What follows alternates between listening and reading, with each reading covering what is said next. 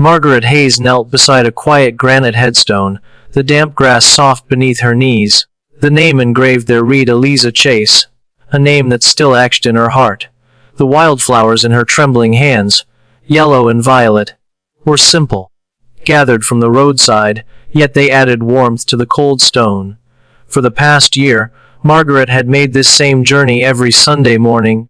Rain or shine, she would climb the hill to the cemetery overlooking the valley, place her flowers beside Eliza's grave, and talk to her as if she could still hear.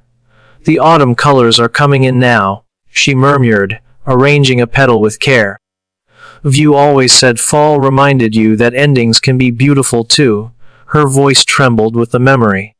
Eliza had been the nurse who cared for Margaret's late husband, George, during his final months battling cancer.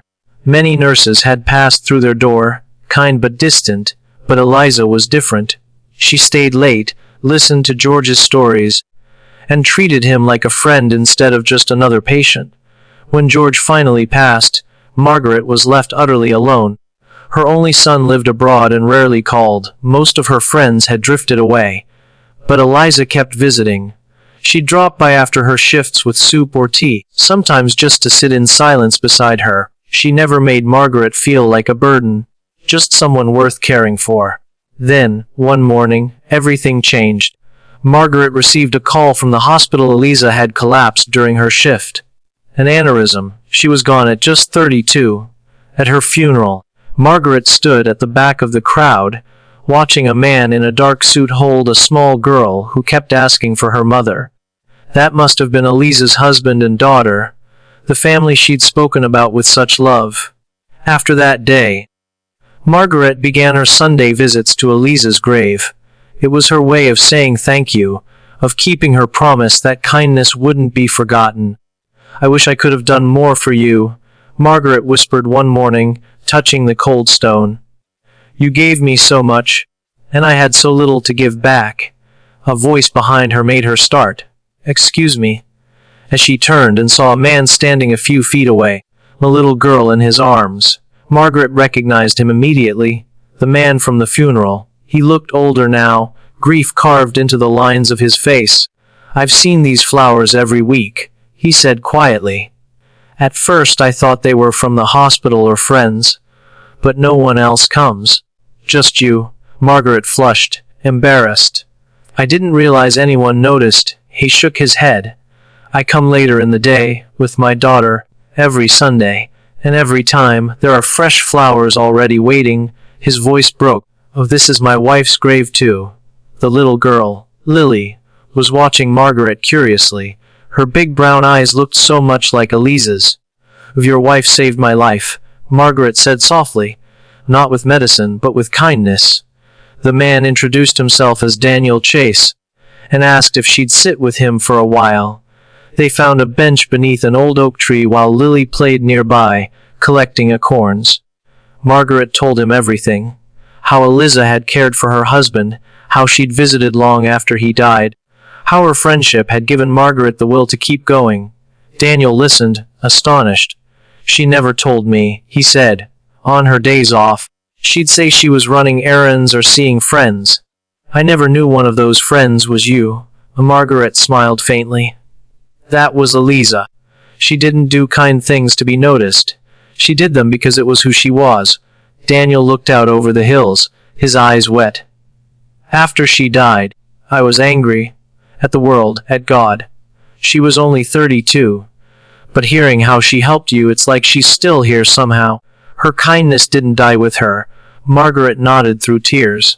"No, it didn't." From that day on, their lives began to intertwine. Daniel invited her to dinner, saying Lily wouldn't stop asking about the flower lady. Margaret went nervously.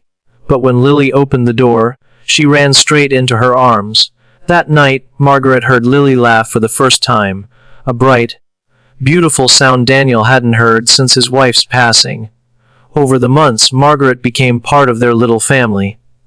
She baked cookies with Lily, read bedtime stories, and filled the quiet house with warmth again. For Daniel, her presence was a comfort he didn't know he needed. She understood grief, and she understood love. and for Margaret, being needed again brought her life new meaning. One Sunday, Daniel arrived at her apartment with flowers in hand. "Lily and I were wondering," he said with a shy smile, "if you'd like to come with us today, to visit Eliza." Together. Margaret's heart swelled. "I'd love that." At the cemetery, the three stood side by side, Daniel with roses, Lily with a hand-drawn picture, and Margaret with her wildflowers. "Mama," Lily whispered, touching the stone, "Margaret makes me smile like you used to." Daniel wrapped an arm around Margaret's shoulders, and together they stood in peaceful silence, three lives bound by one woman's love. As they walked back to the car, Daniel said quietly, "Eliza always believed love doesn't divide. It multiplies." She was right. A year later, Margaret moved into their home. She called it renting a room, but it felt more like coming home. Lily now called her Grandma Margaret, and the name fit perfectly. Their home wasn't a shrine to Eliza. It was a continuation of her love, built from the kindness she'd planted in others. Every Sunday, they still visited the cemetery together. The flowers they left had grown more abundant, a symbol of how love had bloomed even from loss. Margaret, who once believed her story was over, realized that sometimes the most meaningful chapters come when we least expect them.